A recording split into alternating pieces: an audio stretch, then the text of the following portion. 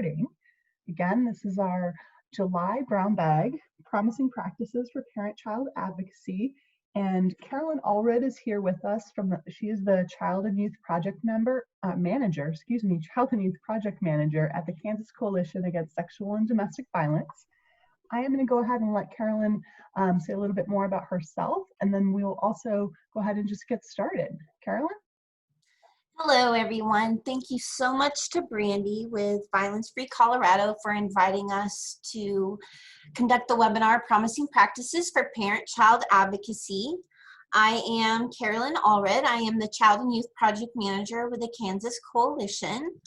I work on a national demonstration project on one of 12 sites nationally, supported by FIPSA, Family Violence Prevention Services, and Futures Without Violence, to conduct a demonstration project to improve outcomes for children and youth that have been exposed to domestic violence along with their non-abusive parent.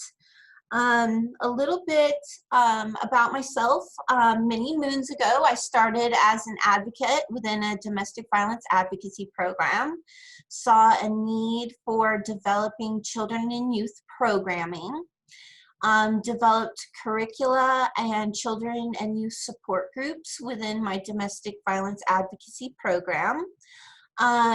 Started my work here on the demonstration project in 2016 here at the Coalition. Been there ever since. Love my job. And let's get started. So a little bit about the Kansas Coalition Against Sexual and Domestic Violence. We're a statewide private nonprofit.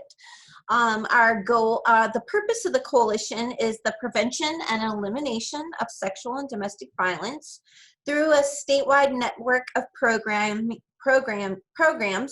providing support and safety for all victims of sexual and domestic violence and stalking. So we, as the coalition, accredit 25 domestic violence advocacy and sexual assault advocacy member programs. We also provide technical assistance to our member programs, whether that be program calls for technical assistance on a protection order or other topics related to domestic violence. We also provide training, whether that be in person or through webinars, to our member programs. We also provide training to allies such as law enforcement, attorneys. And then we also do a lot of resource development, specifically in our children and youth programming project. We've developed two major pieces of resources to include a domestic violence manual for child welfare professionals, which is a desk reference guide. And then we're also in development of a manual for building children and youth programming. So that's a little bit about the coalition. So as I said, I have a team that works on a demonstration project called the Empowered Families Kansas Project, and that is really aimed at improving outcomes for children and youth and non-abusing parents. There's three components to this project, one being the youth advocacy mentoring component. So we have created innovative mentoring programming for youth over this past 4 years that is targeted at youth between the ages of 8 to 18. And our goal is to have youth participate in this mentoring program for 6 to 12 months. And over this past 4 years, we've seen many youth improved outcomes and youth continuing in the program over 12-month period. It's to provide one-on-one mentoring between a specifically trained youth advocate mentor. So very similar to Big Brothers and Big Sisters, but mentoring adapted specifically for youth that have been exposed to domestic violence, teen dating violence, and/or co-occurring bullying. The second component of our project is focused on parent-child advocacy. So that's really ramped up to building training, curriculum, and the manual on children and youth programming that I talked about. That's going to be available for dissemination in the month of September. We also have a webinar coming up for that, a launch party for that manual in September. You can find the information for that on our website, kcsdv.org. Our third component of the project is really focused on the co-occurrence of DV and child welfare. So it's really focused on training child welfare professionals to be able to address the needs of families within the child welfare system that have been exposed to domestic violence. And like I said, the biggest resource that has come out of that is the Domestic Violence Manual for Child Welfare Professionals. We're also going to be conducting many virtual trainings in this next few months for child welfare professionals. So just briefly, in the essence of time, because I was so excited about this webinar, I have so many resources to show you. These are some of our learning objectives. I'm just going to highlight we're going to go over strategies to foster resilience in children and youth after they've been exposed to domestic violence. We're going to talk a lot about promoting healthy parent-child bonds, strengthening communication between the non-abusive parent and child. We're also going to talk a lot, some on COVID-19 public health emergency adaptations to children and youth programming. I will say this is constantly evolving as we've seen spikes in our COVID cases here in the state of Kansas. So things are always evolving with those COVID recommendations. And then we're also going to talk a lot about self-care for ourselves, because that's really important to our work for our own resiliency. So let's get it started here. So I wanted to kind of do something a little bit different and start with self-care rather than having it at the end, because this was one of our training objectives. So I really wanted to talk about self-care for two reasons.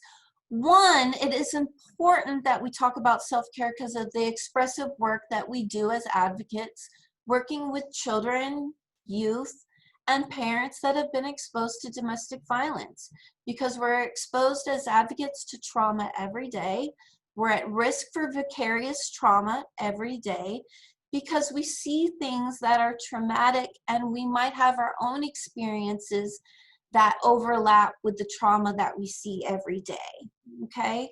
Also, we got to think about, we've been under a lot of stress and anxiety with the COVID-19 public health emergency going on for so many months and isolating us, and at times, I know I've been experiencing a lot of anxiety and have had some bouts with feeling down. So I really wanted to start this section off before we get into the meat of the webinar. So I just wanted to highlight that a self-care plan is very individualized. So I wouldn't be able to write a self-care plan for each and every one of you. So I couldn't all tell you that a bubble bath would all work for your self-care plan, because that just might not work for you. That might not be relaxing. But I just wanted to give you a few tips that I have developed. My self-care plan is always evolving. But these are specific things that I'm doing now, especially on the onset of the COVID-19 public health emergency and all the needs that programs are reaching out to our team for children and youth programming. It's caused a lot of anxiety. So first thing is creating a self-care plan. So there's many ways you can do this, and I'm going to give you some recommendations as we get a little bit further, but creating a self-care plan, and I've done this through a self-care journal. Okay, so this can either be a journal that you just order off of Amazon, that's blank pages, and what I would inspire you to do is make a routine for your morning, afternoon, and night of things you're going to do for yourself to help encourage calm and peace, okay? I will get back to the self-care journal in just a minute because there's a certain thing that I subscribe to that I think that you might like. Also creating a vision board. So get out those magazines. We've done this with children and parents, creating collages of inspiration. Create a vision board with collages from magazines, or you can draw. Have word affirmations that you can cut out of magazines. Post this. I have it posted on my mirror, so when I wake up in the morning in the bathroom. My vision board is there, and I can look at it, and it gives me hope for the day. Also, another recommendation I have is post-it affirmations. So I have post-its on my nightstand, and I write myself affirmations, about 3 of them every night. And then I post them all over the house because I've been working remotely. So I've been feeling real isolated, and I need those post-it affirmations. I post them on my computer. I post them in my bathroom mirror. I post them on my refrigerator. But post-it affirmations are a really great thing to do. Also, at the onset of the COVID-19 public health emergency, I was doing a lot of research on self-care of what I could do directly related to the COVID-19 public health emergency. And I found a subscription self-care box that's called TheraBox, which I get a monthly subscription. It's a cute little box that comes in the mail. And what it is to inspire happier lives through practical joy, boosting activities, and thoughtful self-care products. So each of these TheraBoxes are curated by therapists and include a happiness activity inspired by neuroscience and positive psychology research. In addition, it comes with full-size wellness items for the mind, body, and soul. Love it because I get my self-care journals every month in that TheraBox. They send you a self-care journal with prompts for self-care. Also, I use the Breathe or Calm app. Currently, I'm using Breathe more than the Calm app, but my sister likes the Calm app better. It's a really good tool that you can download through the App Store on your phone. I use it for meditation and sleep. And you can also set goals on each of the apps, and you can set personal goals. My personal goals are to fall asleep because I have a lot of racing thoughts in my head at night for just thinking about things I could be doing for work, and that really helps me fall asleep. And then I also have a personal goal for managing pain. They also have goals for productivity, but there's a whole bunch of goals you can pick from. I really recommend that. A new thing I've gotten due to the COVID-19 public health emergency is a sleeping mask with Bluetooth. If you're looking for recommendations on that, you're more than welcome to email me, but I got one for side sleepers, and I can listen to my Breathe or Calm app by using that sleeping mask and fall asleep. I'm also started a succulent garden during the pandemic. You only have to water them once a week, and they sure do make me smile every day when I see them on my desk. And make sure you're getting out and I take nature walks every day, even if that's just around the neighborhood. Take a walk for 15, 20 minutes.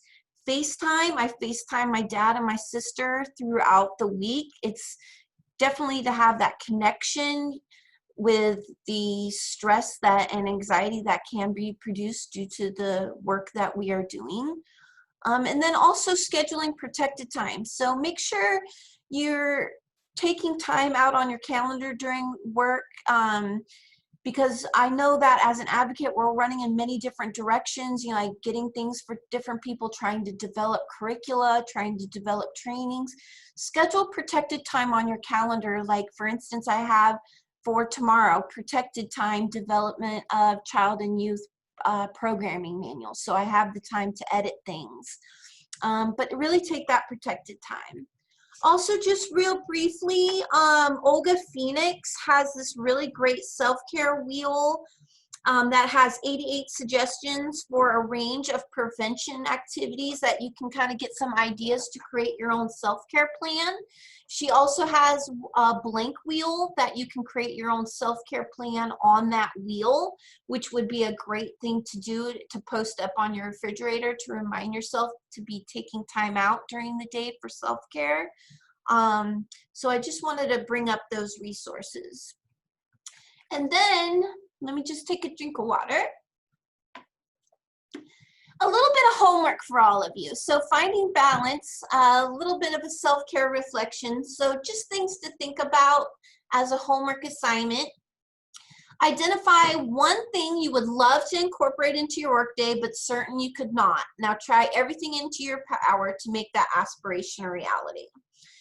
So for instance, I loved bringing my I wanted to bring my golden retriever to work, okay? And maybe this won't work in every program, okay? I understand that, but there's other things that you can think of that you really want to do that you can do within your program. But our executive director and program directors, they were really dog friendly, and I was able to bring Willard, my golden retriever, into my office and get my work done. So think of something along those lines that you can really try to do to really promote your self-care throughout your workday. Another great thing for your homework here is write down all your sick leave, all your vacation time, all your mental health days, all those days that we all know you probably have 100 hours of vacation. Start planning ahead now. I know it's really hard with COVID and all the needs of the programs right now, but even if you're thinking a year out from now, if you want to go on a beach vacation to Miami, start planning it now so you have goals to look forward to.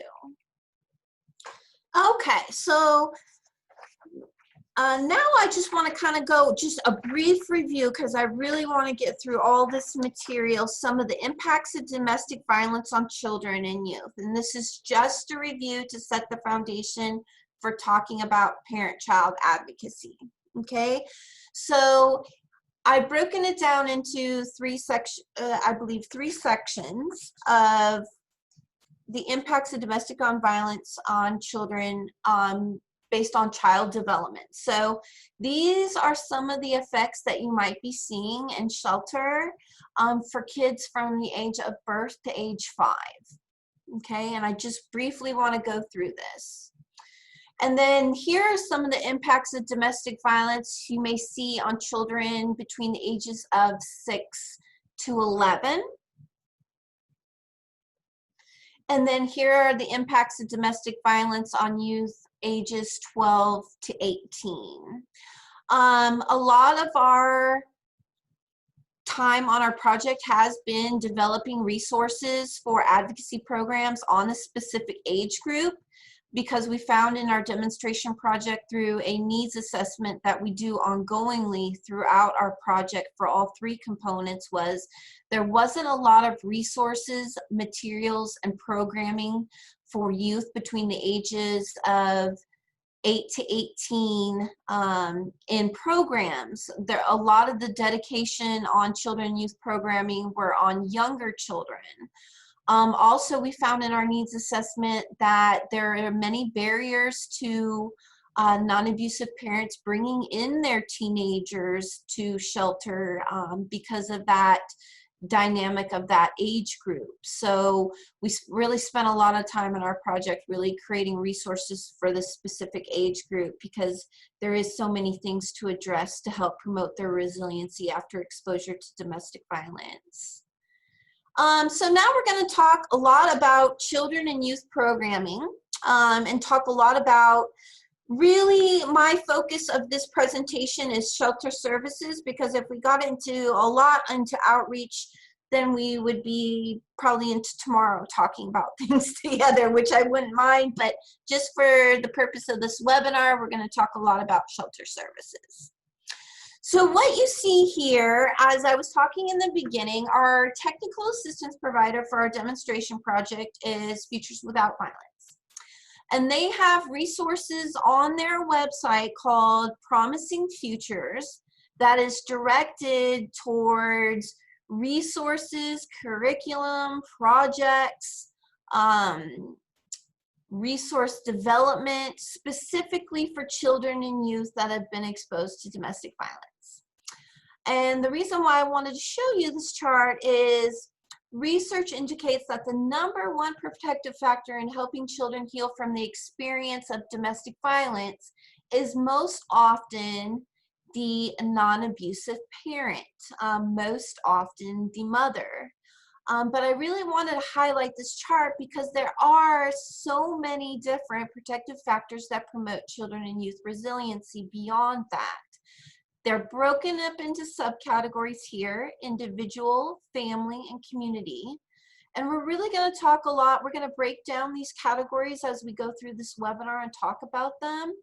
But we know that supportive relationships relationships from our needs assessment, especially for youth between the ages of 18. Having a mentor has really led to successful outcomes for youth that have been exposed to domestic violence, teen dating violence, because they've had a supportive person to walk with them beyond crisis intervention into their successes of going to college, to having healthy relationships, to getting, you know, into their career, stuff like that. So we're going to really break down this as we go on in the webinar. So for time, I'm checking my time here. For time's sake, we're going to move forward past this large group discussion, but I do really want to try to get to a video where we do an activity together that I really think is really beneficial during this COVID-19 public health emergency, because it can be conducted virtually. So core services, let me get to my notes here. So we're going to be talking about, there's 3 major components to core services to children and youth programming and shelter services. The 3 major components are, 1 being individual activities between the advocate and children and youth. So really look beyond just the individualized meetings between the non-abusive parent and the advocate, but also having advocates schedule time for meetings between children and youth to work on their own resiliency after exposure to domestic violence. Also, core services would include children and youth support groups. Those typically are held once a week, but those are really focused on healthy relationships, healthy boundaries, healthy communication, stuff like that. Also, dyadic advocacy. So what does that mean when I say a core service of dyadic advocacy? So what that means is doing activities such as support group with parent and child together, because we know that the #1 protective factor for promoting resilience after exposure to violence with children and youth is that bond with a non-abusive parent. Okay, so if we create support groups and activities within shelter services that promote the bond of the parent and child, we're going to see more resilient children and youth after exposure to domestic violence. We're also going to see strengthened communication and strengthened bonds between the parent and child. So these can be done 2 ways. Activities, we're going to get into this as we get a little further, but activities that can be facilitated between just the parent and the child, and then activities that can be facilitated with the parent, child, and also the advocate. So I briefly just wanted to give you this resource. I'm not really going to cover it due to time's sake, but this is 16 trauma-informed, evidence-based recommendations for advocates working with children exposed to intimate partner violence. And I always like to hand this out to our advocates in training because it has really good, I would call, principles for making sure that we're providing advocacy in a trauma-informed way specifically for children and youth. So I just wanted to kind of talk to you a little bit about adaptations we've made due to the COVID-19 public health emergency. So we've really been able, we were lucky that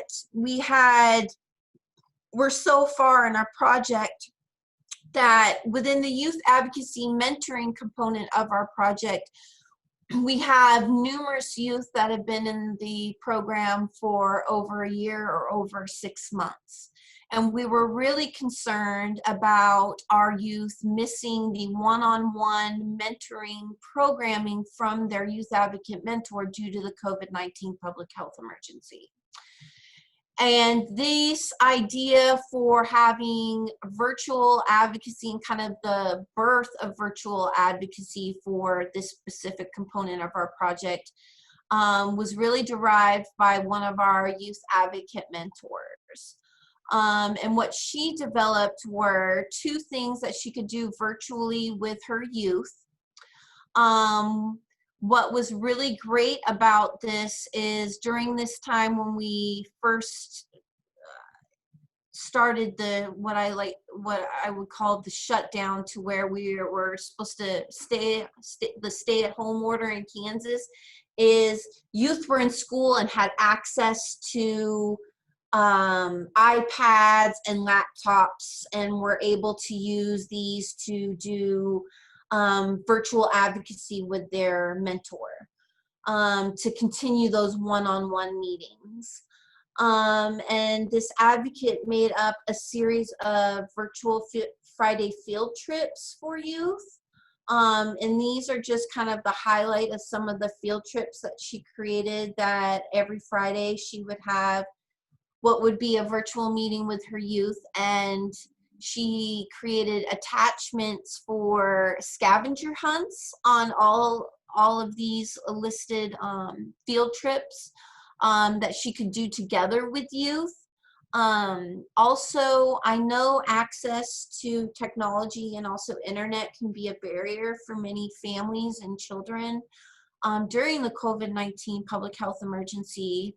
But what we really looked to was partnering with our grant funder, making adaptations, because we knew children and youth were going to have to turn in their laptops or iPads at the end of the school year, but really working with your grant funder to see if you can make adaptations to getting at least iPads that you can have within shelter services, that you can still continue virtual visits with children and youth without being concerned about the COVID-19 spread.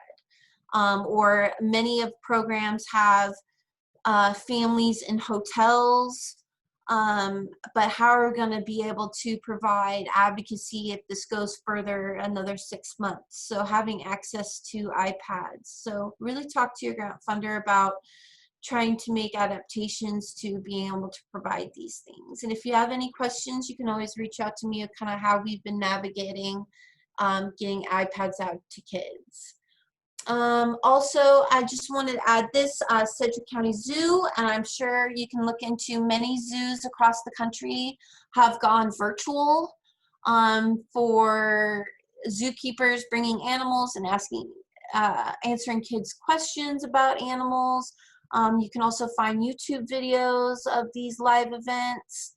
Also animal webcams to watch live streams. These are some of the things advocates can be doing with kids while we're in the stay-at-home order for COVID-19.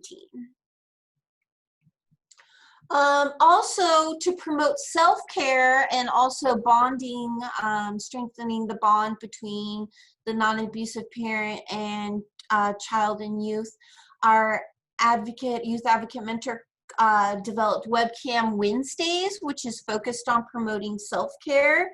And these are some of the places that she goes, provides parents and children with, so that they can have time together to get away from the news of COVID-19, because that can just be a problem where we get too much news about this COVID-19 public health emergency and causes a lot of anxiety and stress.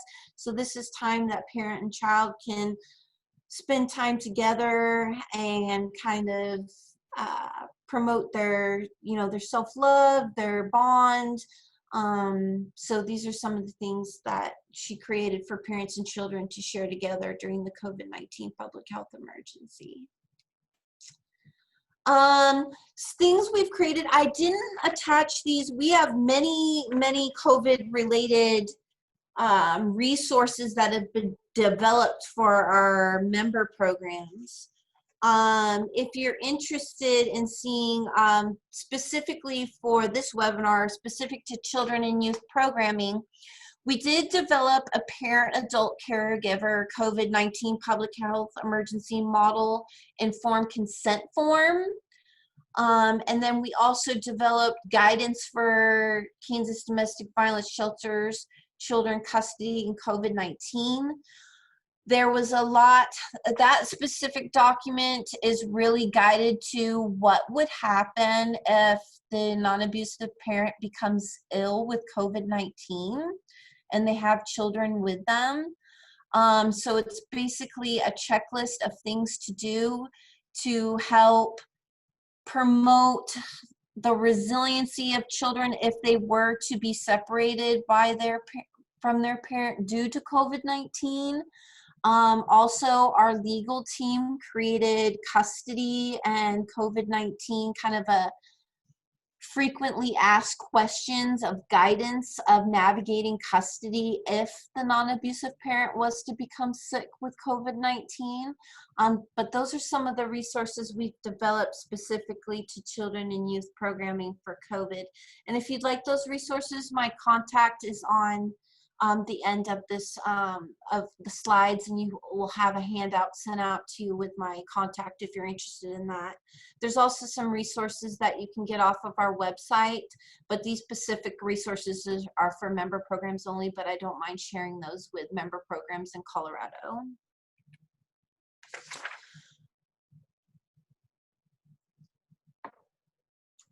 So as part of our needs assessment, we did a lot of in-depth needs assessments with advocacy programs, specifically on children and youth programming.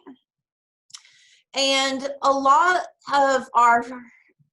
some of our findings were that programs needed help and support in building children and youth programming, either A, from the ground up, implementing children and youth programming, or we had a lot of programs struggling with the development of children and youth support groups, because that can be really a hard thing to get off the ground.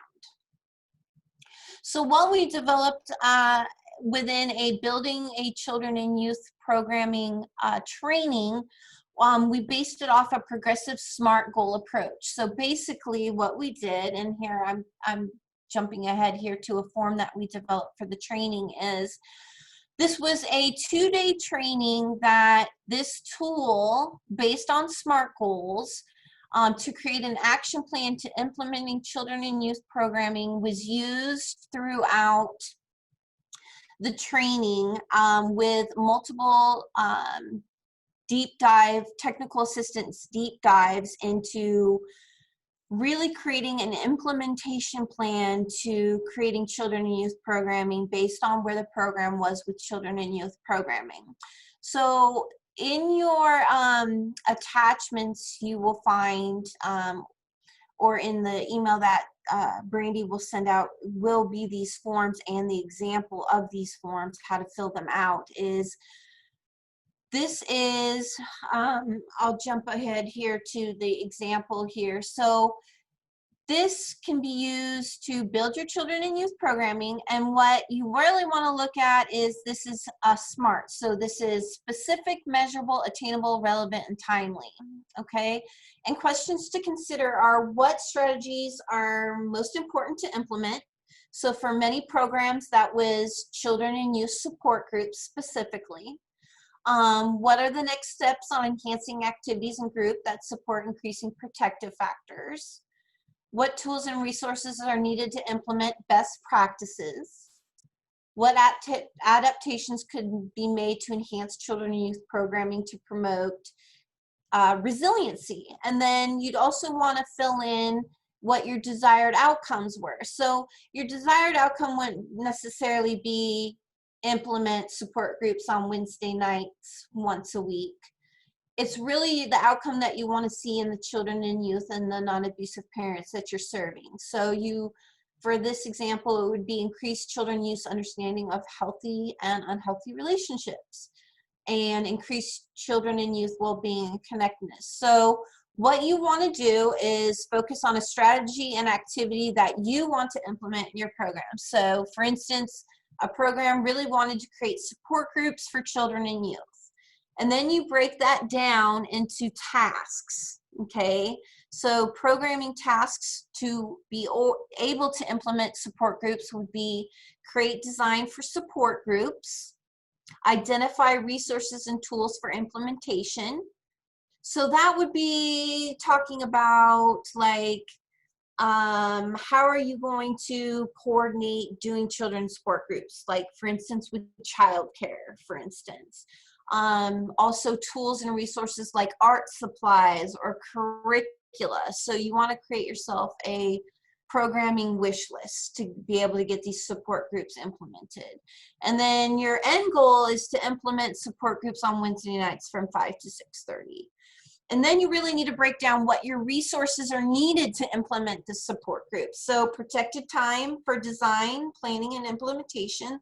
Like I was talking earlier with self-care, is some of the anxiety and stress that comes into my world is not having dedicated time to be able to focus on things that I want to develop for children and youth. So blocking out time to create curricula and tools and resources to implement support group.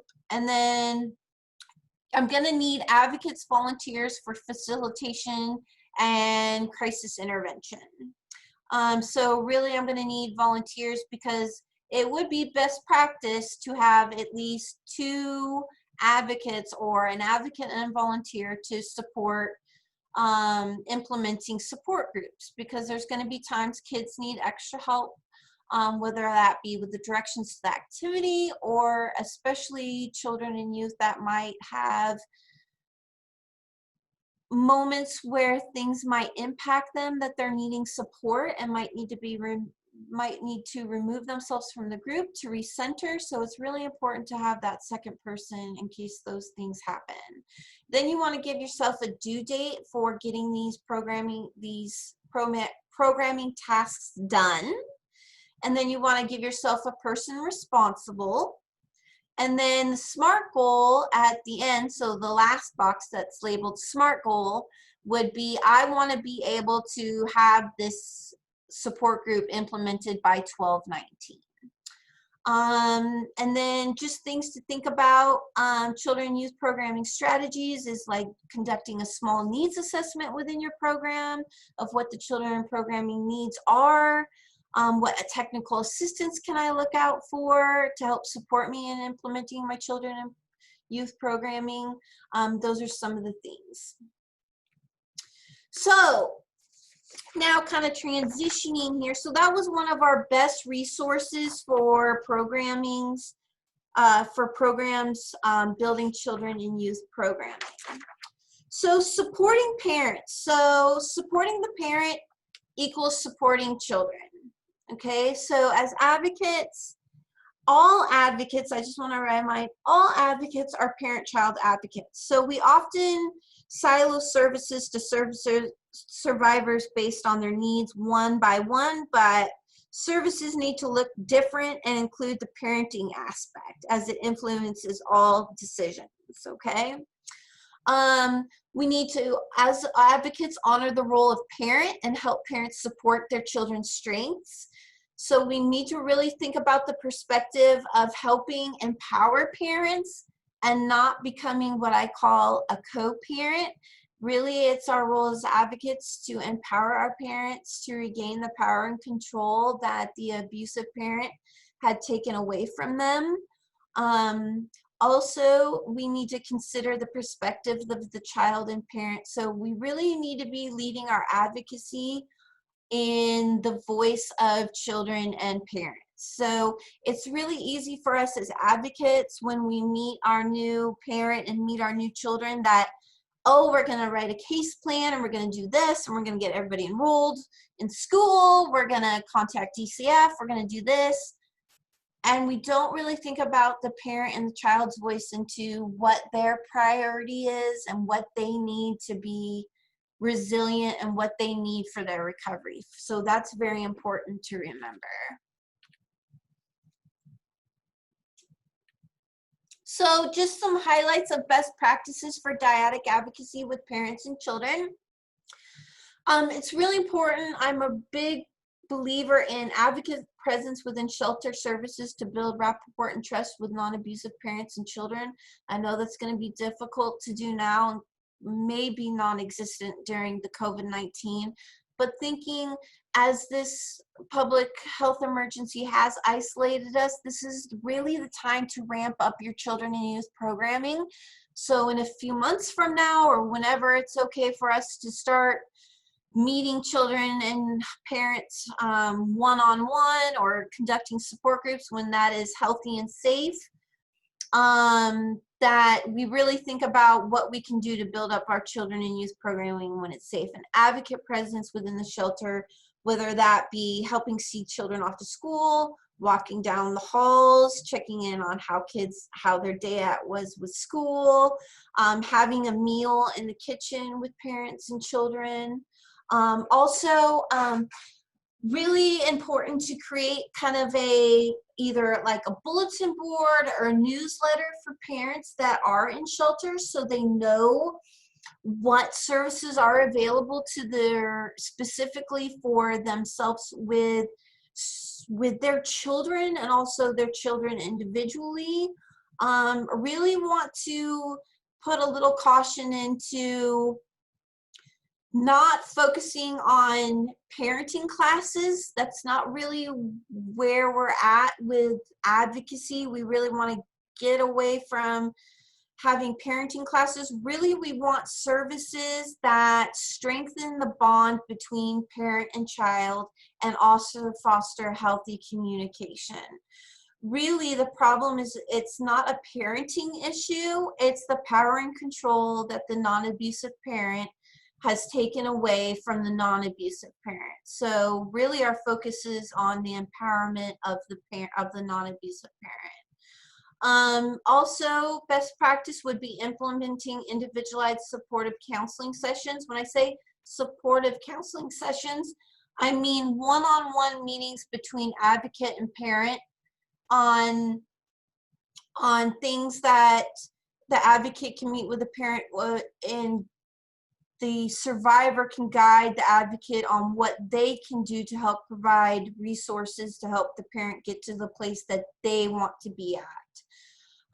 Also, a great thing to do, I would highly recommend, and we've had a lot of success with our program, our project, is implementing a weekly support group for parent and children to attend together. This really overcomes the barriers of having childcare for children,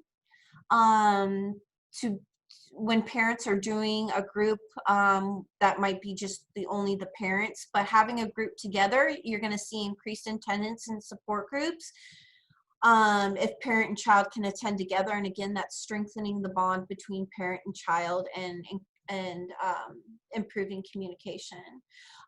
Just in the essence of time, I do have some other best practices for DIAC advocacy with parents and children that you can review in your own independent study. Also, I've got some recommendations for creating safe spaces for parents and children. And we really want, this first one I really want to highlight is allow non-abusive parents and children to make decisions on how they'd like to participate. So really we really want to break away from shelter rules, okay? I understand there's things that everybody must abide by for confidentiality and safety, but we really don't want to create rules in shelter where it's mandatory for parents and children to go to support groups, because we really want to foster empowerment, and we don't want to assume the power and control of the abusive parent by having lots of rules in shelter. So really allow non-abusive parents and children to make decisions on how they'd like to participate in services. How you're going to get increased participation in children and youth programming from parents and children is creating those bulletin boards of sample activities or art projects you're going to be doing, and put those out on a bulletin board so they can actually see what they would be doing in group.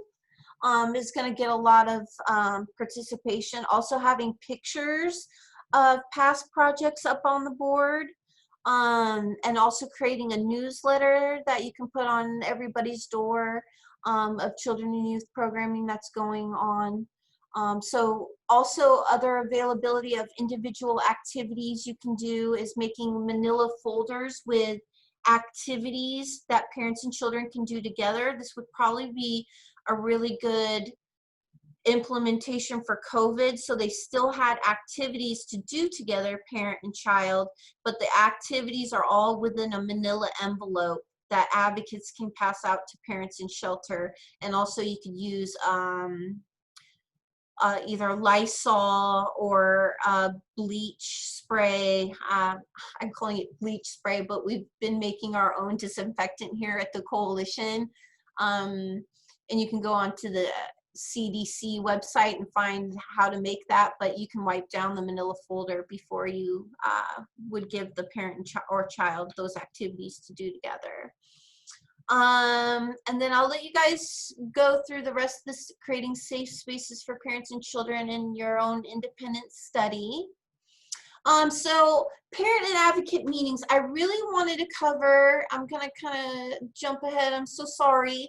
But you are gonna receive the PDFs of listening and of the parent facts sheet series from the National Child Traumatic Stress Network.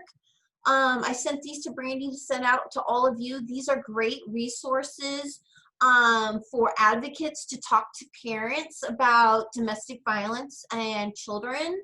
Also for parents to be able to facilitate conversations about domestic violence with their children. So you are going to be getting that. And then another resource you're going to be getting, and this was created by Futures Without Violence, is this is another handout advocates can hand to parents to create resiliency in their children. So things that they can be doing with their children on a daily basis to help promote their resiliency. So you are going to be getting that handout. And then, let me see my time here. I'm so sorry I have to skip through these, but you can reach out to me and we can do a Zoom meeting at any time if you want to cover the rest of these things, but I want to get through the resources. So I provide this Nurturing Children Wheel. I'm sure some of you have seen this, but this is a great tool to work with parents on different great things that they can do to promote resiliency in their children. And then I provided you a blank wheel because parents can look at this filled-in wheel. So for instance, in the Give Time section, it says participate in your children's lives, activities, schools, sports, special events and days, celebrations, friends. So they can look at this, and this can be done with advocate or on their own. And then in the Give Time section, they can specifically go, like for instance, in Give Time, I would go see Willard's soccer games on Tuesday nights. And then they can, just like that, they would fill out the rest of the wheel specific to their children. And this is something that they can refer back to for things that kind of a reminder, kind of like self-care, that they can be doing with their children to strengthen the bond and have healthy communication. Also, another really, really great resource is, I wanted to pass along, you are going to be getting this, is Write It Out, Using Words and Art to Strengthen and Heal Family Bonds. This is a great resource that has lots of activities either you can do dyadically, so with parents and children together, or you can just do it with parents or just with children. It was developed by the Vermont Network Against Domestic and Sexual Violence, but this is where a lot of the activities that are included in this webinar that you can refer back to, because I won't be able to go through all of them due to time. I'm so sorry. But you are going to be receiving this. Brandy's going to be sending this out. This was kind of our inspiration to creating our manual that's going to be out in September. So this is another great resource. I do have in your handout, I just wanted to highlight that you're going to receive the PDF to conducting the Our Mailbox activity. And this has been one of our most popular activities for strengthening healthy communication between non-abusive parents and children. So it's a tool that fosters communication in the context of domestic violence, and it can be used between the non-abusive parent and children during and after the shelter stay. So basically, it comes with templates for postcards and also stamps for feelings. And then parent and child together create a mailbox and are able to send each other messages. So it's really inspired to increase communication between parent and child after exposure to domestic violence, because we know that that communication can be diminished after the impacts of the abusive parent. So you are going to be getting the instructions on how to do that activity with parents and children.